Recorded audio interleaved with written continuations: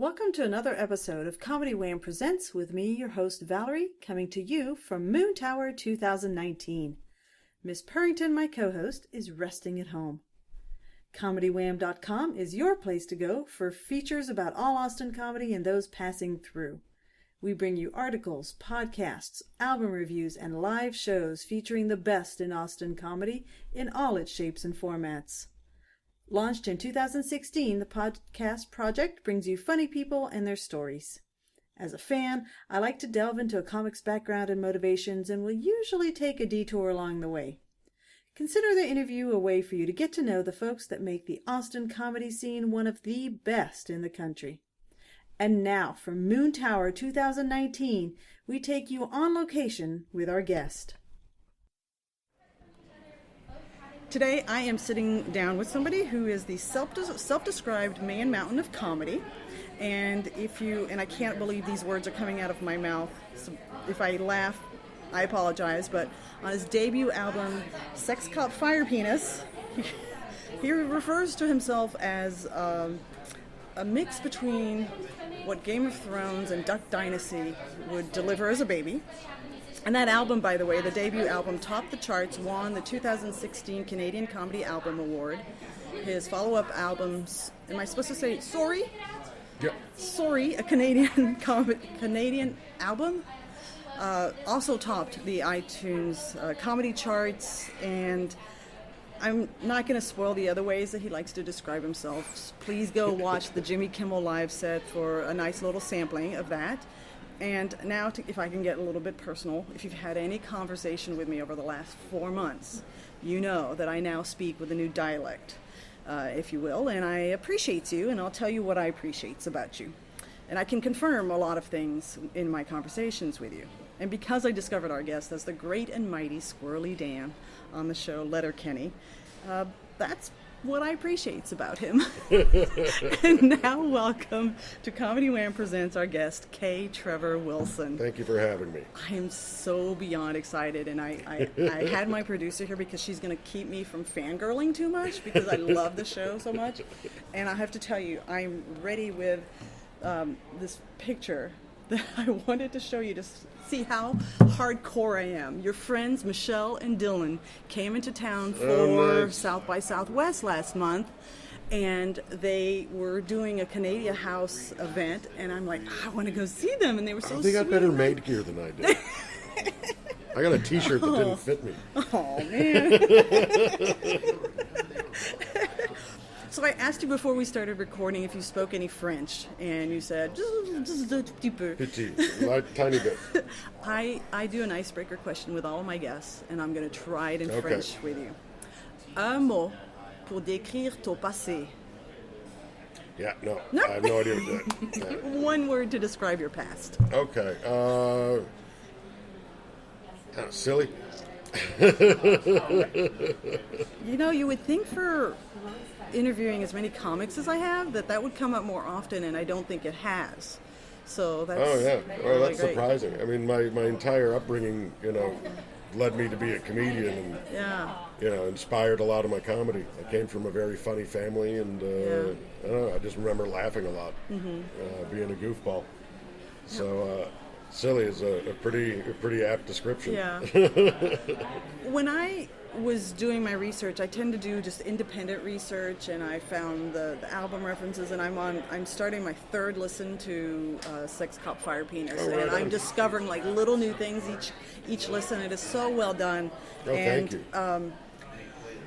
One of the things that I did just to make sure I covered all my research bases is I went to look at the Moontower, because you're here for 2019 Moontower, your first time at the festival. It's been very fun. Yeah, it's a great, beautiful town and a really well put together festival. Yeah, it is one of the best organized festivals, and very campy. Like there's an intentional campy feel for all the comics, like summer camp feel. Yeah, everything's within walking distance. It's all very close and tight. Yeah. I wish I was. My girlfriend Maurice is here with me, and we're not the biggest late night partiers anymore, so I think we're missing a lot of the fun party aspect to it, but the shows are really great, and lots of good food so far. Yes. So one of the things that I was looking at is the bio that's on the Moontower app, and I did not realize that you have like a long acting background from childhood. Yeah. And I started out as a kid actor in the way back machine. I started acting professionally when I was about 14.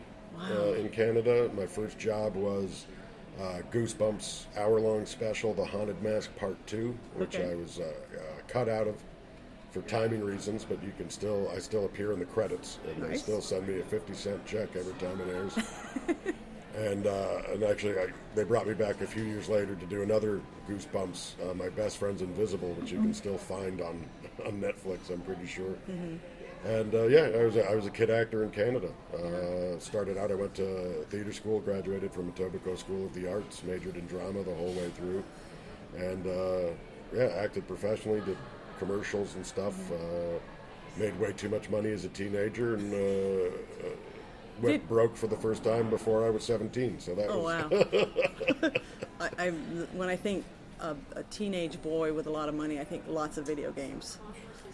Yeah, and I also generally looked like this for most of my life, so I was getting served underage pretty solid too. So some pretty impressive bar tabs for a 17-year-old. Wow. So with acting as that background, what sparked your interest in performing comedy? I always loved comedy. I was always drawn to it, and that's really what brought me into acting was comedy. I was John Candy was my big inspiration. I think I was watching Uncle Buck when I was about 7 or 8 when I figured out that was a job that you could have. That's my top number one movie. I could watch it on repeat. One of the best. It's a classic. And when I realized that, like my dad goes to an office, John Candy goes and plays pretend. Yeah. And I'm like, well, that's the best job. That's what I want to do. And then exploring this is exploring in the wild. comedy. Feel free to, drinks have arrived. It's fine. It's all casual. No, it's fine. And exploring comedy, of course, I fell in love with SCTV and going back and finding out everything that John did.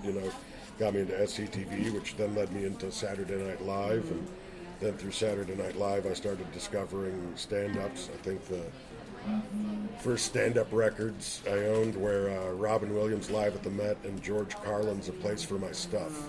And good places to start. Yeah, listen to those on repeat on a lot of family vacations, to the point that my family was quite tired of hearing them, but I could listen to them forever. And I'd already had them memorized at that point. And I used to rent Eddie Murphy's Raw and Delirious and stay up all night watching those, and then I'd perform it for my friends when I got home, which in retrospect it'd be really odd to see a tiny little white kid doing jokes off of Eddie Murphy's Raw and Delirious, but I used to. Where in Canada, because I'm a dumb American, I don't know anything beyond Montreal and Toronto, where in Canada and how far from like a city that offered a stand-up comedy scene were you? Well, I grew up in Etobicoke, which is essentially a borough of Toronto. Okay. When I was in high school, we were originally a suburb of Toronto, but when I was in high school, we were amalgamated into the Greater Toronto area. Okay. So I grew up in Toronto on the subway line. I can be downtown in 15 minutes from my house, and. But I first time I saw a live stand-up, I think I was 19. I went to Yuck Yucks and saw Jeremy Hott's headline. It was his last show in Toronto before he moved out to LA to strike it rich. And I watched a bunch of awesome Canadian comics on that show. Angelo Sarukis was the host. It was the first time I saw my good buddy Ron Jossel perform. And he wasn't my good buddy at the time. That came years later. At the time, he was just the second live comedian I'd ever seen. But so was going to see that first stand-up what then got you into? No, at that point I already knew. I'd already been watching stand-up. I'd tried to do stand-up in school talent shows. I already knew I wanted to do it. I just had never gone downtown to watch anything. And so how did you commit to? Well, after I finished drama at ESA, went to, I enrolled in, No, we're fine. okay. I thought I did have my record button on, but the light is there. I'm sorry. No worries. See, casual, not New York Times. When I was about 14, my buddy Matt Park and I started doing improv classes at the Second City. And we started meeting, comedians and aspiring comedians doing that. We were at the time the youngest people to ever take improv classes at Second City. They didn't have youth or child courses, so we were 14, but everyone else, the closest person to our age was a 19-year-old gal, Maeve, in our class, and then everyone else was like 30s and 40s. They were mostly professionals learning how to, get more confidence in doing public speaking. And after ESA, I enrolled in the Humber School of Comedy at Humber College, which is at the time was the only college-accredited comedy program in the world. And when I signed up there, I figured we better throw ourselves in. So I did a summer program, and that was when I went to see stand-up for the first time. I was actually doing a sketch writing program at Humber, where the teacher was Ann Beats, who was a writer on the first 5 seasons of Saturday Night Live. She co-created the Nerds characters with Rosie Schuster, and she ran the week like a writing room at SNL. We started off pitching our sketches, and then she said which ones to work on, and then we came in and called it down and worked on it until our final class show at the end of the week. So from an early age, you're a triple threat. You've acted, you've done sketch and improv, and you're starting to do stand-up. Yeah, I think I did my first set in September 2000, so I was 19 years old, and got up at the Yuck Yucks in Ajax because it was easier to get stage time in Ajax because everyone called into the Toronto club, but you could get onto the Ajax club every other week if you called in. So me and my buddies from comedy school would all caravan down to Ajax, which is only about an hour out of town, and that's where we do our comedy. And my first set was fucking awful. I remember it vividly. I think I got 2 laughs, and one of them was a joke about how poorly I was doing. But that's almost listening to the first album again. It's hard for me to say this, making eye contact with anybody. Sex Cop Fire Penis. People have to buy this album. It's so good.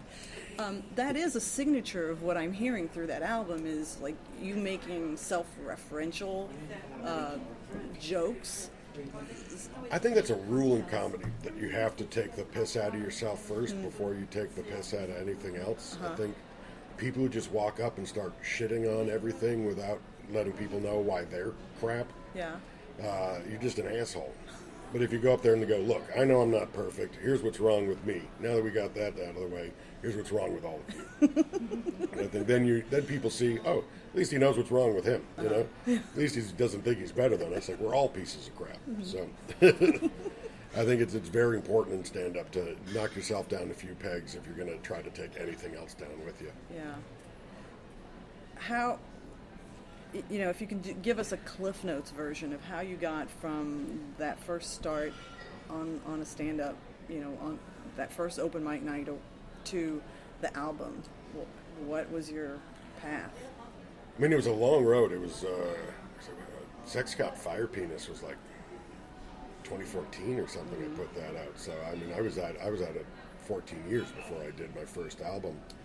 And actually, I did an album with my sketch troupe years before. I had a sketch troupe for 10 years in Canada called Smells Like the 80s, and that grew out of Humber.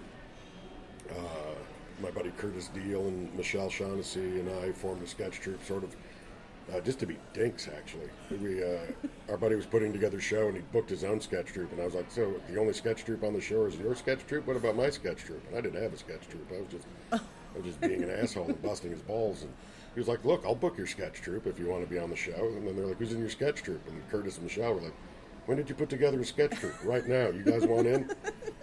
And we were a sketch troupe, and after college, we decided to keep doing it, and we added a couple other members, our friend Carolyn Bieber, who was in our class with us, and then my buddy Cam Wiley, who actually I'd known since 7th grade. We went to a drama camp together, and yeah, to me, he was just the funniest guy I knew who didn't do comedy. So I was like, you're going to come do comedy with me. And we put out an album called Smells Like the Audio. But my first stand-up album was Sex Cop Fire Penis. And yeah, it just stuck with it, you know. I just, for the first probably 5 years I was doing comedy, I was trying to do stand-up, trying to have a sketch troupe, trying to be an actor, and working full-time day job. Wow. And so I was doing a lot of things poorly, but nothing really well. And I was sort of, yeah, I was having fun, but I wasn't getting anywhere because I wasn't focusing on any one thing. I was trying to do all of it. And after sort of floundering in one spot for a while, I realized I had to pick something to focus on and drive to that. And then once I achieved what I wanted to there, then I could start bringing the other stuff up. And so I picked stand-up because that was the one I could control. You know, sketch troupe, you need to count on every other member being as motivated as you. And I mean, by the time we were, 4 years into doing the sketch troupe, 2 members had already quit. And That's tough. so I knew, and then acting, there's just too many variables. You know, there's too many things. You can audition your heart out, but you don't. Even if you do the best audition of your life, you don't know who you're up against. You don't know how good they did, whose cousin, whose nephew, whose niece you're auditioning against, So stand-up I could control. That was all me. That was up to me to book. It was up to me to run. So I picked stand-up and just called my agent and said, I'm focusing on stand-up. I'm going to make as much time as I can for auditions, but this is what I'm doing. And told my troupe, look, I'll be there for any gigs we book, but this is going to come first because this is the one that can actually turn into a career. And I just put the nose to the grindstone for the next few years. And for a while, I was the king of the open mics in Toronto for a long time. I had a lot of trouble getting booked at clubs. I showcased for Yuck Yucks 5 times in my life and got passed over every time. They finally offered me a contract after I opened for Louis C.K. after winning the Homegrown at Just for Laughs in 2012. But at that point, I already had a career. I was already working. Yeah. And it was like, oh, you guys just want my money that I'm already making. Why would I share money with you when you didn't help me earn it? So for a lot of times, it was just grinding out. My buddies and I started our own tour, the Sex, Drugs, and Comedy tour that we did across Ontario for a year. And we didn't think, we just needed to work. So we just booked ourselves. We had a buddy, Ryan Denis, who spent a lot of time in bars, working in bars, and he was like, look, I'm just going to cold call bars across the province and see if they want to hire a comedy show, and then we'll go do it. And that was our business model, and we pissed off enough people that Yuck Yucks hired 2 members out of the group to break up the tour. Oh, wow. Wow. The unfortunate thing is that Dave Merhej and I were not those 2 members. The group was myself, Ryan Denis, Dave Merhej, and Brian O'Gorman, and all of us are still working comics, despite Yuck Yuck's attempts. Oh, isn't that? It has to be frustrating that an organization that, it is a business, ultimately. They want to maximize how much money they make, but you're working and you're trying to earn a living, earn enough to cover rent, and you're getting They would like call up venues and try to get them to cancel our shows. That's dirty. Which is like you're a major comedy chain and we're 4 struggling people. Yeah. And God bless, we would play Time to Laugh in Kingston a lot, which was technically a Yuck Yucks room. Thursday, Friday, Saturday, they booked Yucks comics and ran Yuck shows. But the rest of the week were off nights, so we would book off nights at Time to Laugh. And Chris Housen, who ran the club for many years, bless his soul, he stuck up for us. I remember one time he told us that Mark had called him and said, you're a Yucks club and you can't be booking outside comedy. He goes, Thursday, Friday, Saturday, I'm a Yucks club. The rest of the week, this is my club. And don't you ever call me up and tell me how to run my fucking business. And hung up on him. Nice. Bless his heart, because we needed the work. Yeah.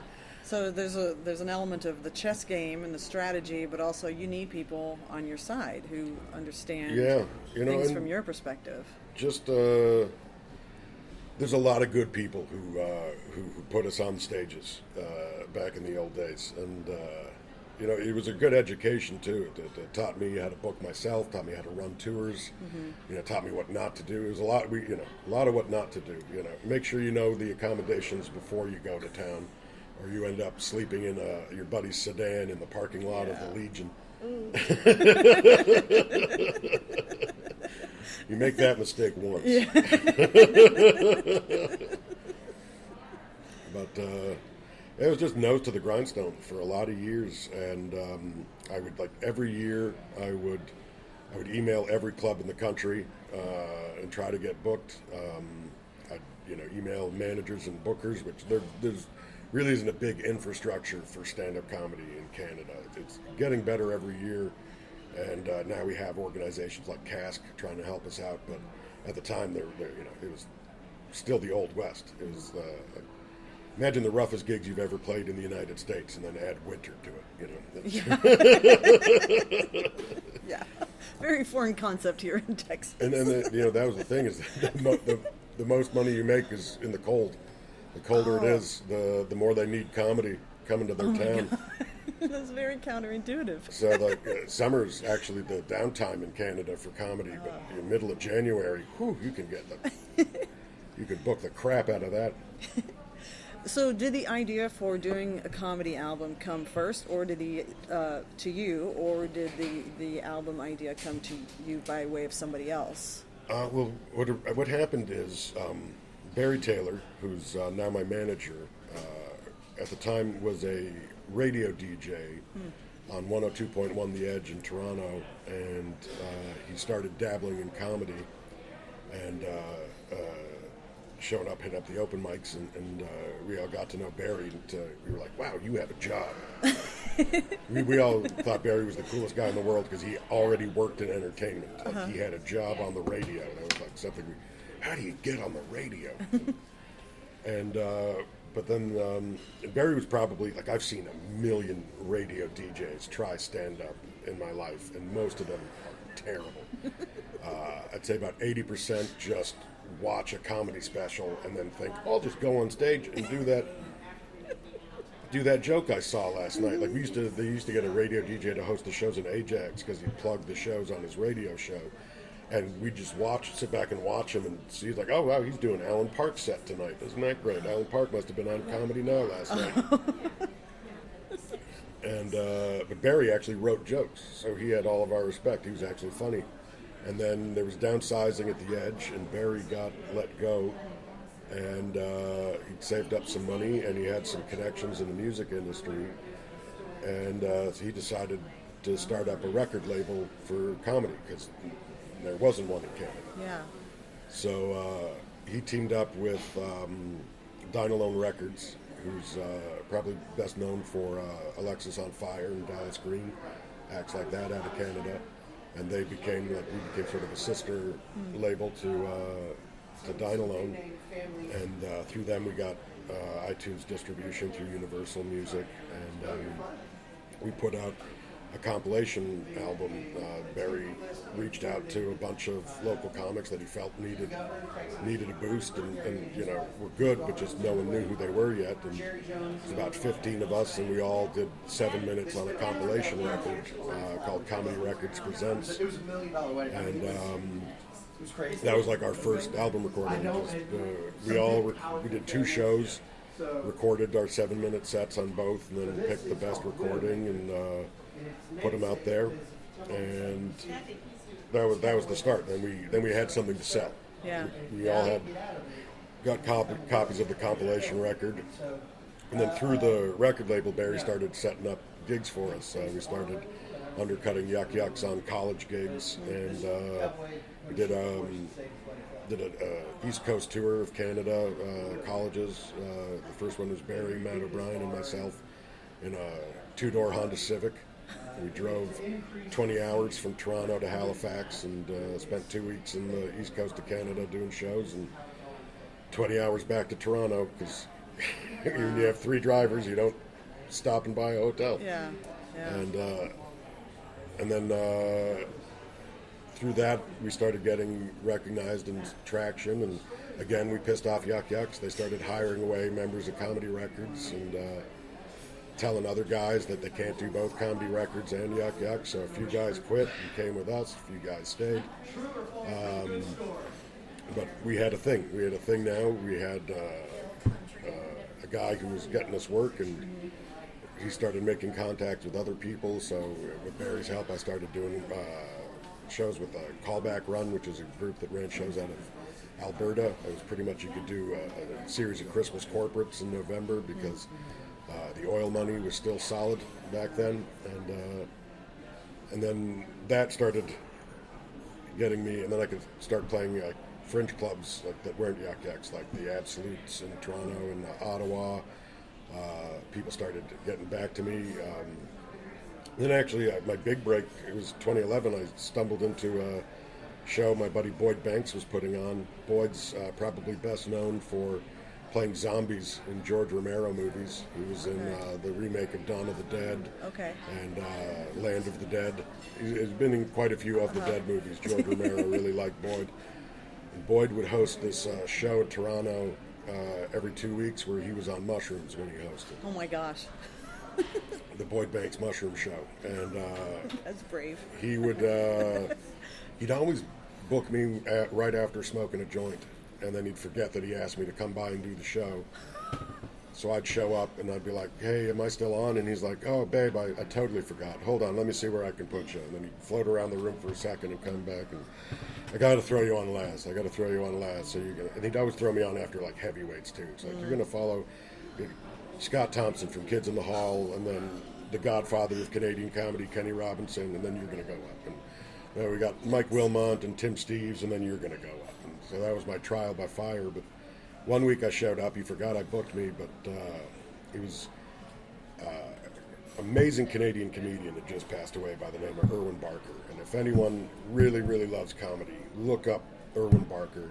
In Canada, we called him the Professor. He was just the smartest comedian that existed. And unfortunately, cancer took him from us back in 2011. But my favorite Irwin Barker joke has always been, if you look up potato in the dictionary, the definition says a farinaceous root or tuber. Now, if you don't know what a potato is that really going to clear it up for you? The definition for potato should just be, a potato, like it's a potato. That's why Irwin was the best. So he had just passed, and they held the memorial for him in Toronto, and comedians came in from all over Canada, and then Boyd invited them all to do the mushroom show. So I showed up, and he was like the Mount Rushmore of Canadian comedy standing in there, and of course Boyd's, I forgot to book you, I'm going to throw you on last. So he tossed me up at the end, but he said I could do as much time as I wanted. So I did a 10-minute story about going to a swingers club. And when I got off stage, one of the comics there was Al Ray, who's now Laura Ray, the artistic director of the Winnipeg Comedy Festival. But at the time, she was still a he, and he was Al. And Al was artistic director of the Winnipeg Fest, came up to me and was like, hey, I don't know if you've ever seen our festival, but it's all themed shows where people talk for a long time on one topic, and obviously that's what you do. So I had about a half-hour conversation with Al. He asked me to send him some tape, and he pitched me to CBC and got me on a gala at the Winnipeg Comedy Festival, and that was my first festival in 2011, and I still joke with Laura that I was probably the only Canadian comedian to book a festival off of a weed room, off of a drug show, and so that got me my first TV in Canada doing stand-up at least, and led to me the next year I got invited to the Homegrown Festival at Just for Laughs, and I won that, making me the best newcomer in Canada after only being in the business for 12 years. People complain, if you're 4 years in and complaining that you're not where you want to be yet, it took me 12 years to be a newcomer, so put that in your hat.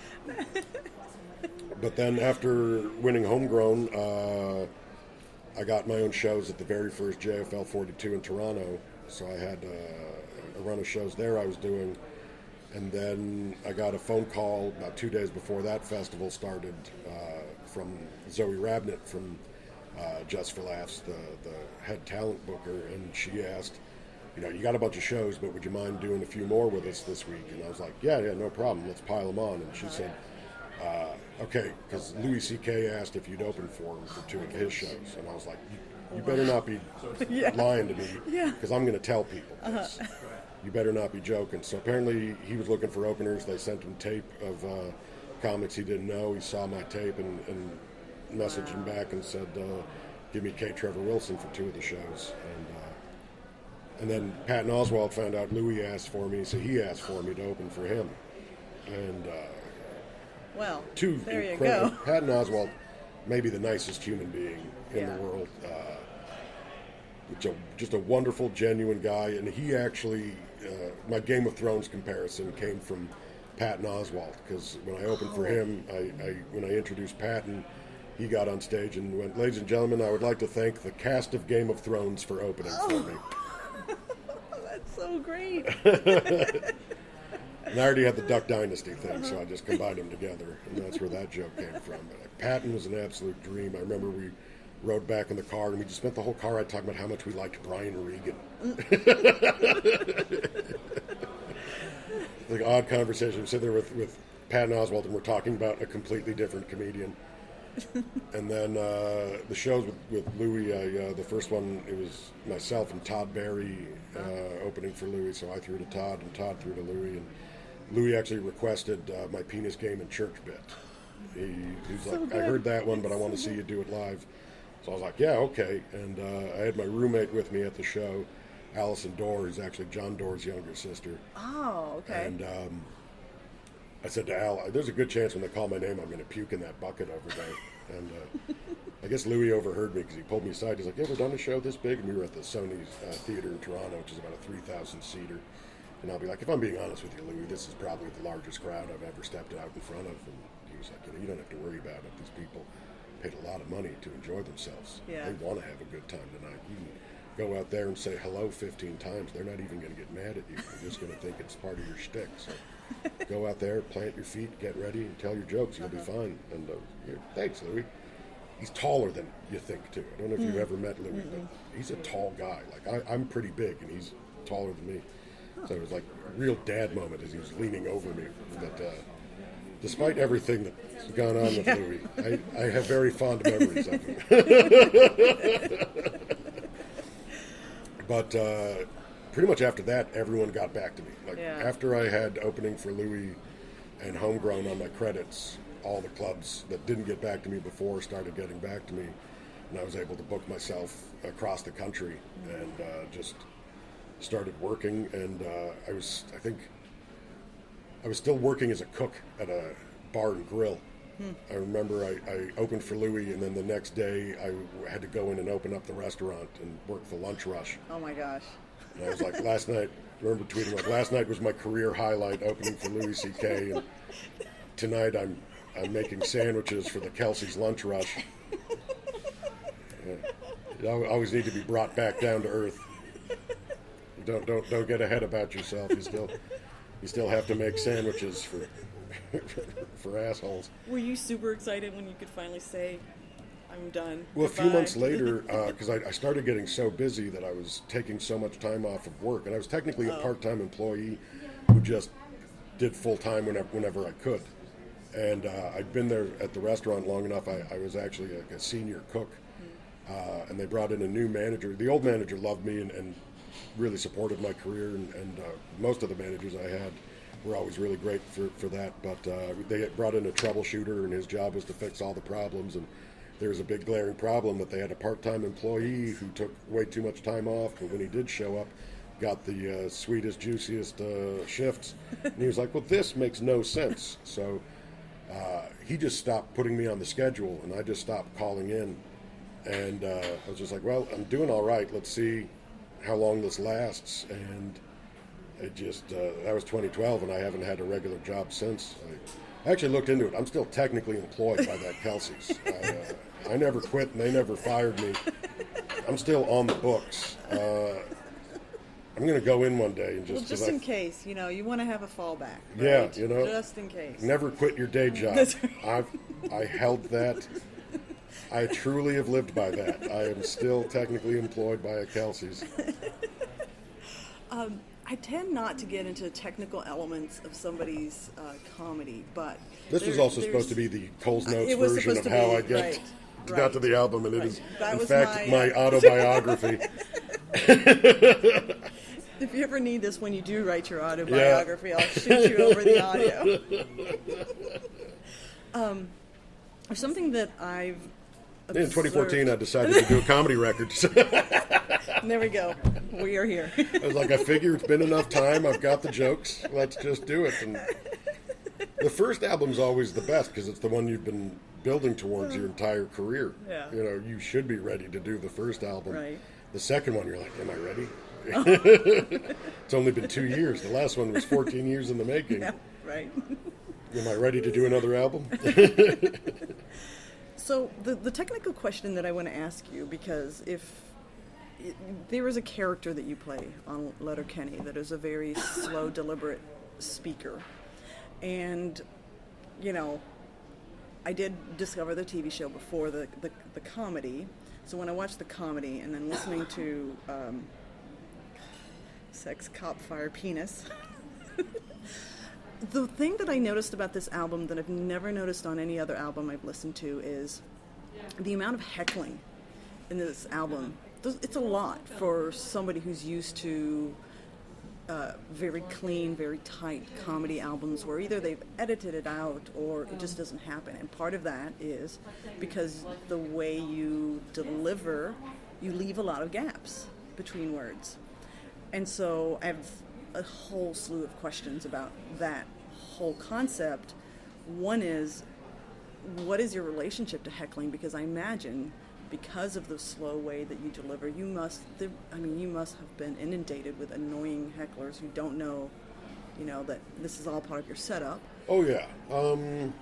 There's different types of heckling. There's the ones that are trying to interrupt the show, and then there's the heckles that are that they think that they're helping the show. Yeah. And then there's just people yelling out encouraging messages to you. Yeah. Which is the positive hecklers are always the funniest because it's like, you get it. Hooray! It's like, okay, thanks, but I'm doing a thing. I find my general rules with dealing with hecklers has always been just ignore them at the beginning. 9 times out of 10, if someone yells something and I don't respond, they figure out pretty quickly, oh, he's not going to play this game. Yeah. So I better stop. And I started doing the low and slow thing. I mean, generally my voice is deep. I like to speak slowly so that I'm understood. But in Toronto, we had these pot lounges where people could smoke pot indoors, and they'd put on comedy shows. So I was performing for weed crowds all the time, and I found if you went too fast, you'd lose the stoners. They couldn't follow. So I slowed my pace down to keep the stoners involved, and I sort of got comfortable with silences because the potheads would forget to laugh sometimes. They'd be so stoned they'd be if you knew you were doing well if everyone's shoulders were shaking. All the potheads would laugh internally. They'd sit there with pipes in their mouth just shaking. Or if they slap their friend. Yeah, you see the guy turn around and hit a guy and point, and you knew that was a good joke. And so I slowed my pacing down so that they could follow. And then I was like, I'm going to try this at the clubs and the bars and see if it works with the drunks. And I found that it going slowly and speaking low and leaving pauses, people, if they wanted to listen, they had to sort of lean in and pay attention. And I could get, some people are not comfortable with silence, but if they're quiet because you want them to be quiet, that's an amazing, powerful thing. When you can get your entire audience to just be waiting to hear your next word, just sitting there, then you really have control over them. You can take them anywhere you want to go. And every other comic I knew was always trying to rush. They were always trying to cram too many jokes into their time frame. Because, like, you know, you're coming up, you got 5, 7 minutes, and maybe 10 if you're lucky. And so guys would be trying to cram 15 minutes worth of jokes into 10 minutes. And I was like, I can take 5 minutes and stretch it to 7. Wow. You know, and just and have the long pauses. And, you know, sometimes silence, the longer the silence, the bigger the laugh at the end of it, because they're waiting for it. They want it more. And it just became my hallmark. And I was a long-form storyteller anyways. I figured out the first story I wrote into my act was the fire story. Oh my God, that was so good. And it took me a year to make that stage funny. That was the story I had to tell at every party ever, because all my friends wanted to hear about how I set my parents' kitchen on fire. But every time I did it on stage, it fell flat. And it was the learning experience of you don't need to tell them everything that actually happened. People don't care about incidentals. If you're going to tell a story on stage, you go through and you take out all the stuff that doesn't move the story forward or isn't funny. If it's not important to actually getting to the end of the story, and if it doesn't get a laugh, get rid of it. And then you're just left with the bones of this is what happened to make this funny. And then once you have the bones, you can start putting new jokes in. You can start adding jokes to your story to make the journey more worthwhile. But if you're going to tell a story, the ending had better be funny. Yeah. If it's going to be a long trip, there has to be a payoff at the end. Or people are going to be like, we waited all this time for that? So when I figured out how to do the fire story, after that, storytelling and writing jokes for story, because I knew how to do it, and then that became my thing. I remember Ron Jossel, one of the first comedians I ever saw, when he came to me and was like, I have a bit, and it's kind of a longer bit, and I wonder if you can help me with it, because, you know, you're the story guy. And I was like, oh man, I'm the story guy. Wow. Sweet. Yes, it all came from performing for Potheads. It just led to this slow, deliberate pacing. And I just ran with it, because no one else was doing it. No one else was delivering comedy that way. Yeah. And the last thing you want to be is exactly like everyone else. Right. So I wrote down from early on, your first 2 albums that you bought were 2 comics who are known for like a really rapid pace of delivery, Robin Williams and George Carlin. How do you mesh those 2, admiring comics who have a really fast pace with your discovery that, oh no, for me, what works is this drawing out, shaving as many words as possible, and delivering the best possible story? Well, Robin's stand-up sets were always like performance pieces. Like most of his, if you go back and watch most of his specials, it's not just a collection of jokes. It's like there's a story, there's an arc. Like Live at the Met, the first album I had, most of that was, like the first half of that was all about his overcoming addiction and him making fun of drugs and alcohol and addiction through the first half, and then the second half was him starting a family, him and his wife having their first child, and how you can't be an addict and be a parent. So there was a whole arc to it. So the entire set was almost a story, and Carlin just beat a premise to death. Like if Carlin had a premise, he squeezed all the humor out of that joke, and he found everything to do and with it. And he really led to my fascination with words. Carlin is he's like comedy's the source. You know, he goes through so much of his material is him just deconstructing our language and pointing out how I always loved Carlin's bit about how all the grammar at the airport is wrong. When they announce pre-boarding, and he'd be like, well, no, this is pre-boarding. The waiting to get on the plane is boarding. That's just boarding. That's just early boarding. It's not pre-boarding. And, sir, would you like to get on the plane? Shit, no. I'm going to go in the plane where it's safe. Let the daredevils climb out on the plane. And I always loved that aspect to it. And you know, you learn your pacing. You learn the comic you're going to be. And when every comic starts out, a collection of their strongest influences. Yeah. You know, you look at the guy and it's like, oh, he's doing George Carlin, or he's doing Bill Hicks, or oh, he's trying to be Sam Kinison. Yeah. And then eventually they figure out who they are, hopefully, or they quit. Like, I had someone tell me when I started out I was about 15 different comics.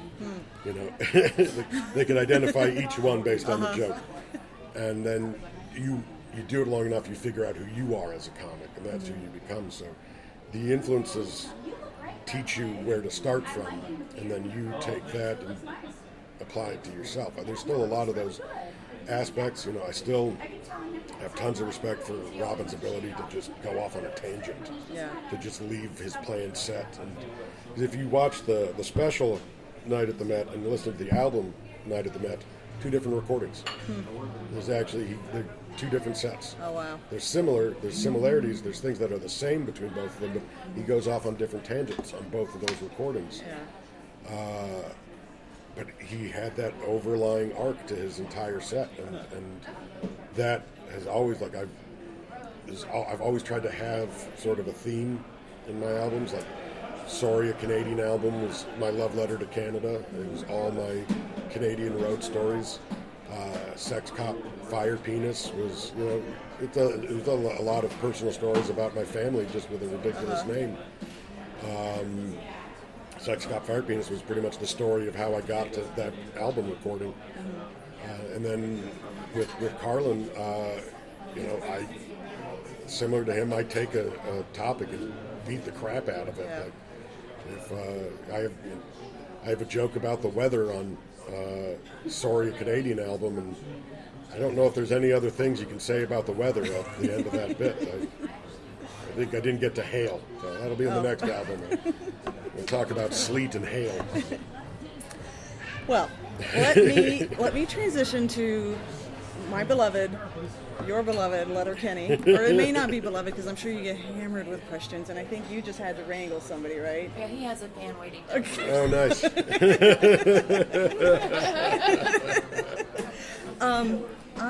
I recent discovery, even though it's had 6 seasons on Crave TV, available in the U.S. on Hulu.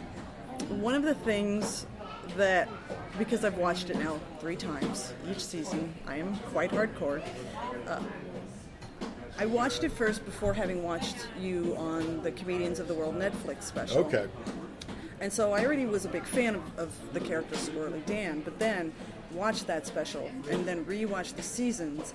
I became an even bigger fan because of that self-referential stuff that you do, and you get into it a little bit more in the later seasons where you talk about a comic, and it's, to me it is very clear, having seen the special and then the show, that you are taking jabs at yourself or praising yourself in these ways. Well, Jared writes all those. Jared, the first time we did the reference was I think season 2 when we were playing catch. Mm-hmm. Yes. And they referenced my Captain Crunch joke. And Jared and Jacob wrote the first 2 seasons, and Jared called me up and was like, I want to reference your Captain Crunch joke in the show. Would that be all right? And I was like, yeah, no, that'd be fine if you want to do that. I'd be cool with that. And they originally wanted to have some sort of joke where Trevor Wilson was Squirrely Dan's cousin. They had some joke along those lines. And I was like, I don't want to do that. That's cheesy. Yeah. If I exist in this world, like when we do the live show, I do both Trevor Wilson and Squirrely Dan, and I'll come out and Squirrely Dan and say, I'm not actually a big fan of that guy. He's a little bit too long-winded for me. And so like I thought it would be funny if, like, instead of saying my name, I was just like, I think I saw him on the Just for Laughs. And that's actually where I did the Captain Crunch bit. It was on one of my JFL galas. So we just thought it'd be funny anytime he makes me mention myself. I either make a joke about how I don't like, Dan either says I don't like him, or Dan calls him. They kept putting the jokes in, so I was like, all right, Dan's going to call him the handsomest comedian in the world this time. We're going to have fun with this. But you got to take the piss out of yourself, as I said before. Might as well be silly about it. And then it just becomes this this layered thing now as people discover, like, oh, he actually does stand-up. And there's still people who don't know that I'm a stand-up outside of being Squirrely Dan. There's people who think that when they come to my show, it's going to be me in overalls doing the whole, did you ever notice? You know. Thank you for doing that. And we came up with that joke because it was like they wanted me to do stand-up on it. It's like, what if Dan is awful at stand-up, but the crowd likes it anyways? And then my favorite joke from that whole episode is going, that was really easy. Yeah? Yes. Yeah, that was great. Making fun of stand-up as an art form as a whole. And that episode is so... that's the talent show episode. I've never memorized the titles of shows. This is how bad I am. That episode to me is so great because it captures, like, if you come together, you support one another. And that final scene where they're all dancing together to support Derry, it's like, oh, that's so great. And I imagine, don't burst my bubble. Please tell me that everybody loves each other on that cast.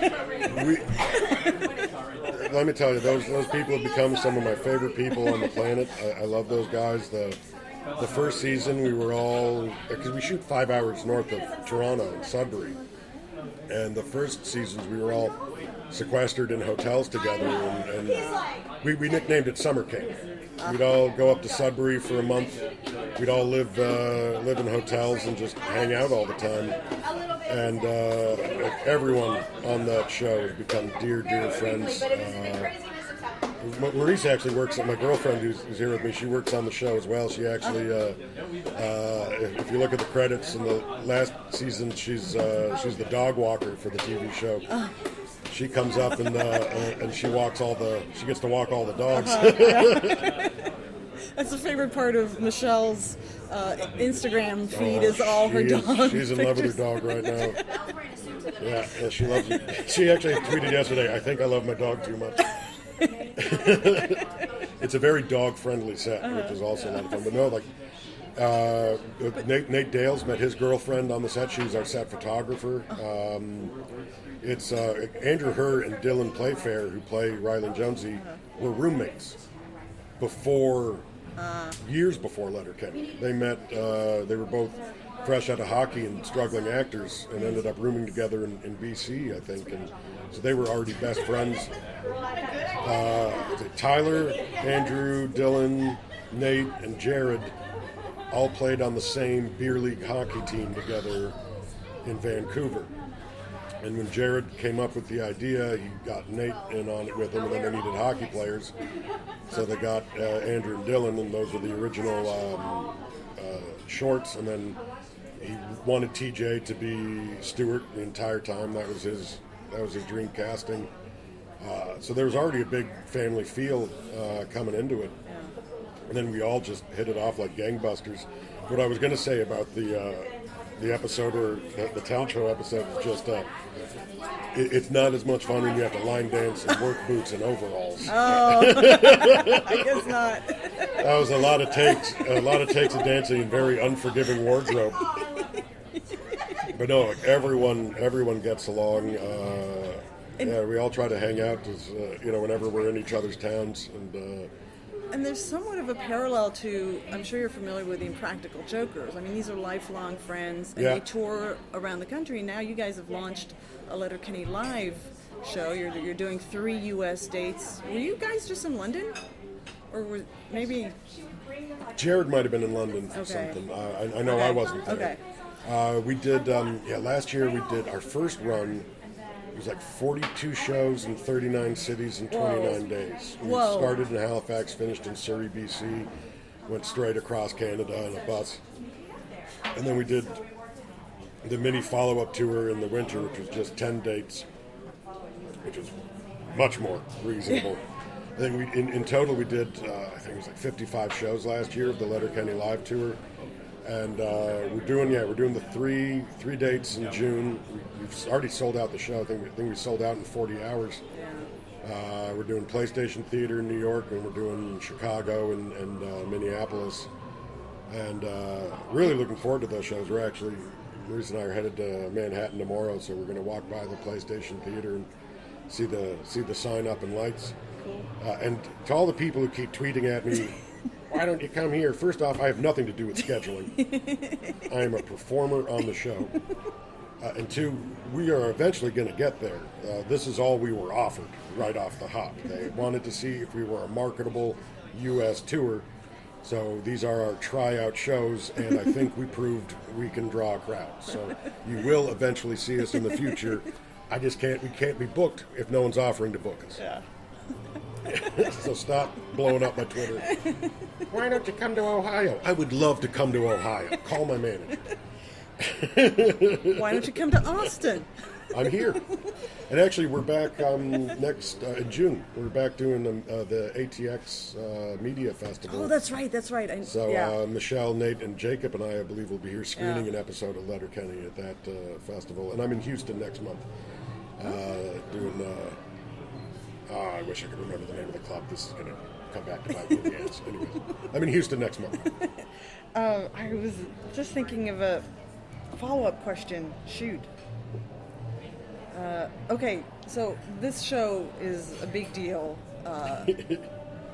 You've been renewed for 4 seasons? We're still under contract for 4 more seasons. 4 more, okay. All right, so It hurry was up. actually it was the single largest episode order in the history of Canadian television. Oh, wow. It was Congratulations. our last. Thank you. It encompasses the last 2 seasons and the next 4. Mm-hmm. And it's the first time in a long time I've had this much job security. Yeah.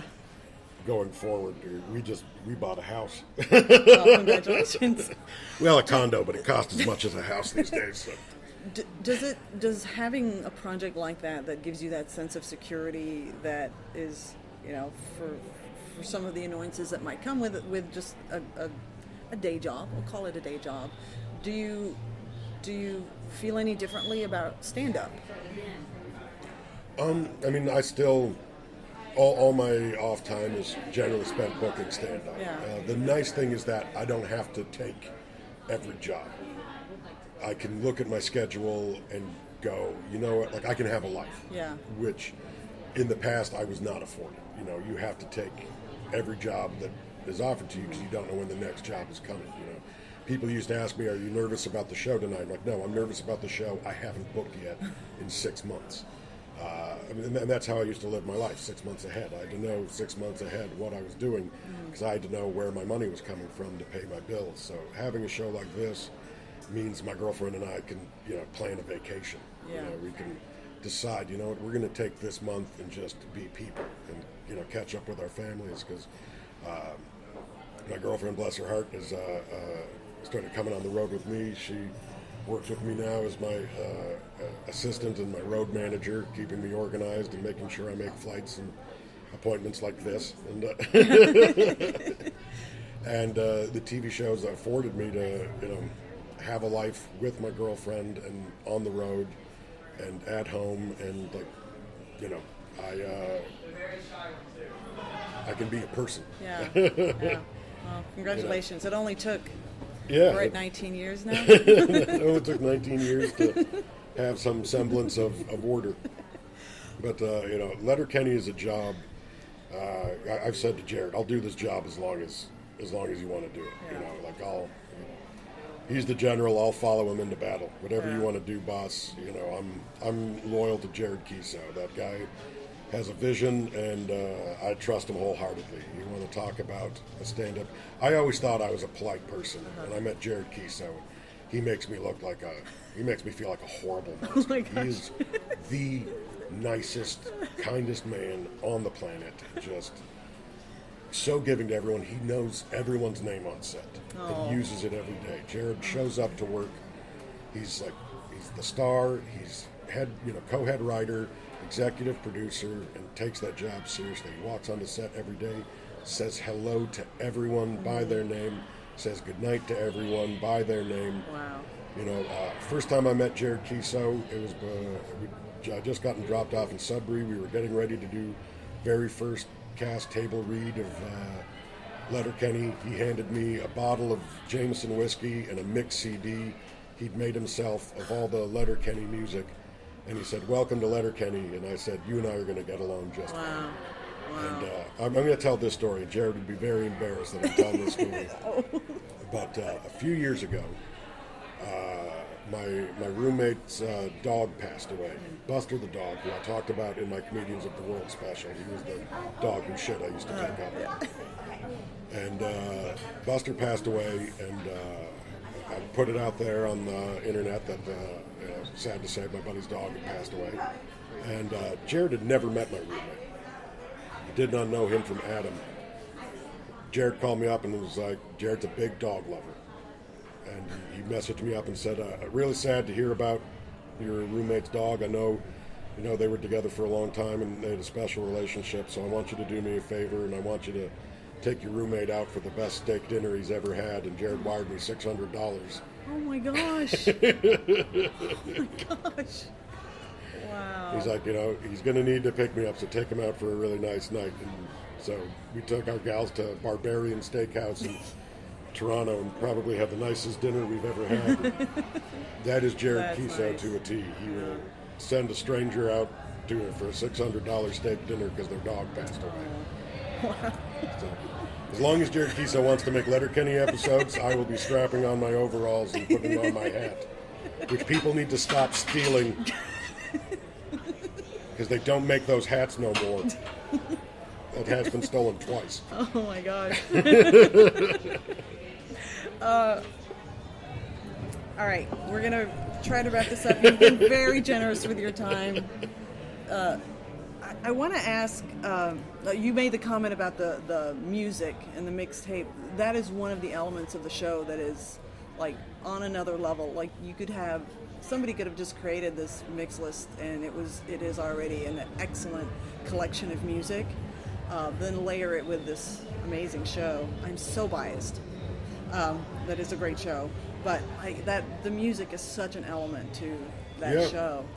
Okay, it is mostly unsigned Canadian independent bands too. Jared sometimes will have a song in mind when he's writing a scene, and he'll try very hard to get that music. But Jared actually put out on Twitter, I think he's got an email address, and he just said, if you're a band and you want to maybe be in Letterkenny, send me a link to your songs and I'll take a listen. And Kiso picks the music himself. He's got an ear for it and he knows what he likes, and he's he's got a lot of different tastes. Like Jared always surprises me with what music he knows and listens to. The amount of stuff like Keys and Crates is the techno band that pops up a lot in the skid scenes. But a great Canadian electronic act, and I was like, Jared is a guy who listens to country music and Keys and Crates. And that's it's a good definition. But it's like you can literally just email him a submission if you're a band and you're I'd like to have my music played in Letterkenny. And he'll probably listen to it, and if he likes it, he will contact you and figure out a way to get your song on the show. Wow. There you go.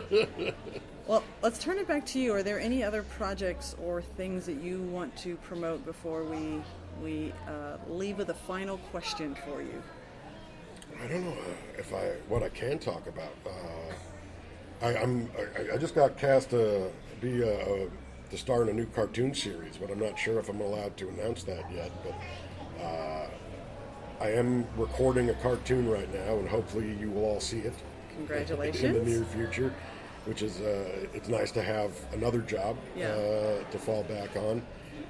Again, we're coming through with the Letterkenny tour, and if you check out my website, ktrevorwilson.com, I'm the only K. Trevor Wilson on the internet. I have a ton of shows coming up. I'll be in Houston next month. We'll be back in Austin in June.